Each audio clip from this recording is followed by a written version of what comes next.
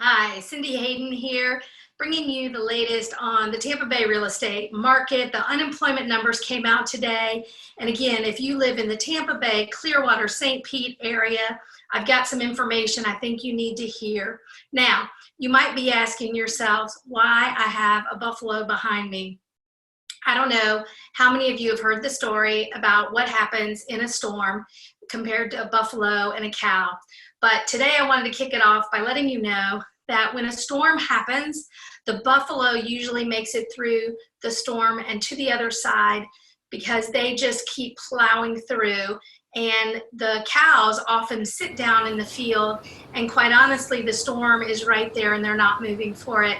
So what I want to share with you today is an update on the unemployment numbers of what came out for the United States, as well as what's happening in the Tampa Bay area. Okay, so we do have the latest unemployment numbers, and I want to talk to you today about what is the impact on housing, on real estate. Again, we bring you information about the economy and how those things are going to impact if you are in the process of buying, selling, or investing in the Tampa Bay real estate market. So one of the things about unemployment that we got to keep in mind is we had definitely more people file for unemployment. I don't think that surprises anyone. But the question is, were they really unemployed, or were we all forced to close? I know here in Florida and in the Tampa Bay area, we're going to look at numbers and it'll make a lot of sense, I think, to what's been going on. But again, job losses, maybe not so much. Definitely people who have reached out to take advantage of the improved unemployment, as well as employers trying to do that for their employees. So we've looked at, I gave you last week, what we've been seeing each week, the number of unemployment filings that have been going on. And while they are decreasing, it won't surprise you that, again, those add up to a really large number. So the predictions, if you remember correctly, were that some people thought the unemployment would hit as high as 20%. Other people, Merrill Lynch and Goldman Sachs, thought it would end up around 15%, and then Wells Fargo thought maybe 7%. So let's find out what really did get released today. Okay, so unemployment claims were up 10.3% in the month of April. That took us to 14.7%. Now that is the highest number since we started recording in 1948. But let's talk a little bit about what that means. Okay, so in Florida in March, the unemployment claim for the US, was 4.4% had filed claims. In April, we saw another 10.3% in claims. So that brings us to the 14.7% that was released today. Now, the Florida unemployment claims and also the Tampa Bay unemployment claims for the month of April will be released on May 22nd. So we don't have those numbers yet to be able to tell you, but look at the trend. We are very much on par with the United States. So again, I would expect that we have many of the similar situations when you see the industries and the people that were impacted. So here's a breakdown of how those numbers really come out and who is filing for unemployment. Is it any surprise that 37.6% of the people filing for unemployment are servers and bartenders? In our area, we have been shut down and started only the takeout service, and now we opened up on Monday in phase 1 to 25% occupancy. Obviously, a dramatically impacted segment. Also notice retail filed 10% of the claims, temporary service workers, another 10% of the claims. Those two together are almost 60% of all the claims. Again, you would expect the retail stores that are not open to be doing that and letting their employees, again, a lot of those are temporary as well. Then you look at doctor's offices. We've been told all optional surgeries and procedures are right now not being done. We see entertainment, manufacturing, childcare. I know a lot of my friends with children at home are waiting for, hopefully, the ability to go back to having childcare, but when the schools shut down, we really saw that impacted heavily. Construction, again, is down 4.8% of the claims. Government is a lot of the, what we're hearing is state, local governments where, again, the operations are shut down, they have some temporary people, and then 4.1% for hotels, completely understandable, and then 3.5%. So when you look at these numbers and you hear that those rates went up by 10%, and you look at those industries, it just makes sense.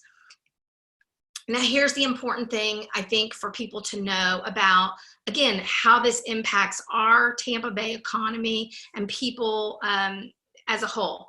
So we have 14.7% of people that currently are filing for unemployment. Of those, 85% are still working and being paid. Okay, so of the 14.7% of people that have filed for unemployment, how many of those are believed to be permanent? It's looking like less than 1.5%. So right now we are hearing that basically 90% of those are temporary. I know a good friend of mine whose sister works at a predominant university in the Northeast.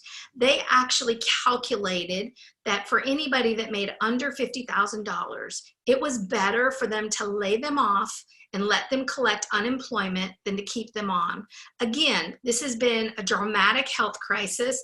The government has stepped down to try to minimize the impact on the economy and is helping in a lot of ways.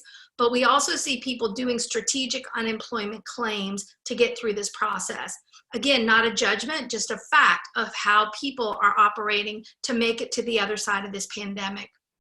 Then, if you look at of these claims again, when we're talking 14.7%, 13% are men, 15.5% are adult women, but almost 32% are teenagers. So again, in perspective of that 14.7%, when you have a third of those as teenagers, it just puts a little bit of a different perspective in what the long-term impact might be on our economy and on the housing market.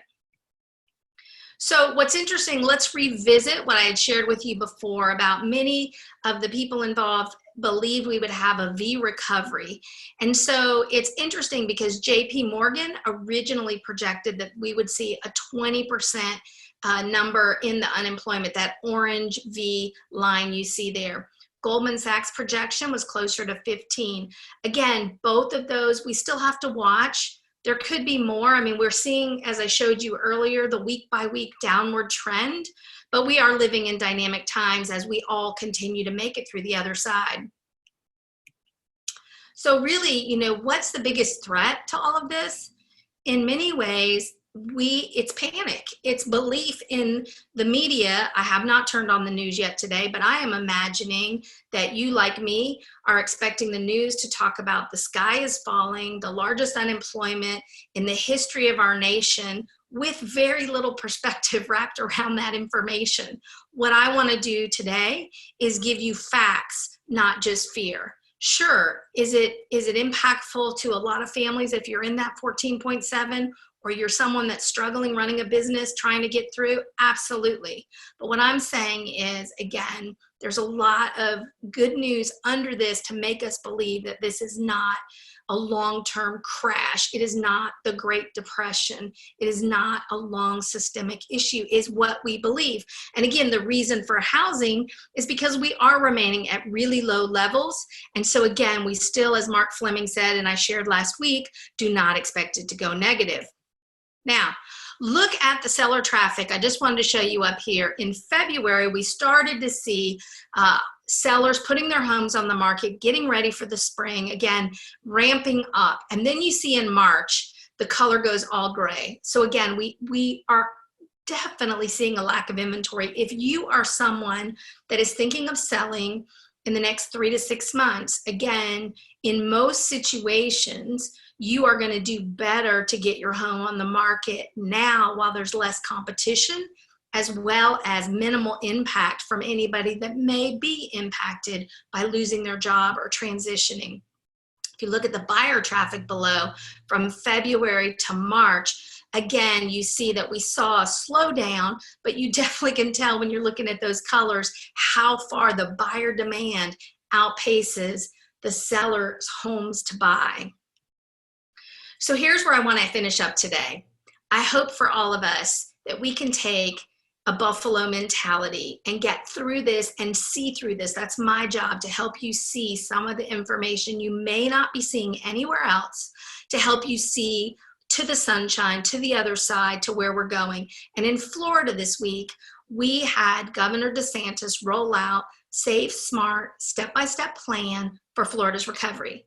In that, there were a phase 0, phase 1, phase 2, phase 3. In the Tampa Bay area, we have entered into phase 1. We are anticipating from the elected officials I speak to hopefully move to phase 2 in the next 2 weeks, if the numbers and the tracking is on par, that we are continuing to see a flattening of the COVID-19 curve. And then hopefully in another 2 weeks, go to phase 3. Overall, we're optimistic that we can continue to make great progress, and by the middle of June, be more in our normal situation where our kids are able to go to summer camp, where many businesses, though still implementing social distancing, are operational, and again, open for business. So let's think and keep in mind this week, as we hear the words, unemployment claims, highest ever in our history. Yes, but did the government not ask us to close our businesses, to close our operations, to close our schools? And does it not just make sense that by complying and flattening the curve, we are like Buffalo, moving quickly through this COVID-19 to the other side? And I predict that we will likely see many of those things open up for our local people by June if things continue. But we will continue to not just bring my opinion, but the facts and data and information that backs that up by experts in the financial markets, the real estate market, and the economy. If you have any questions, please put them in the comments below. I would gladly help you. And again, be like the Buffalo. Do not spend this weekend with the rain outside, sitting there and just get overwhelmed by the news. Turn it off and know that there is a rainbow and some sunshine on the other side, and I'll keep bringing you the facts so that you can have more than just the daily fear. Happy Mother's Day, and when it's raining outside, be like the Buffalo. The sun is on the other side. Stay faithful, and I'll keep bringing you all the real estate, economy, and information you need to make great decisions if you're buying, selling, or investing in the Tampa Bay real estate market. Cyndee Haydon, Future Home Realty and current chairman of the Pinellas Realtor Organization.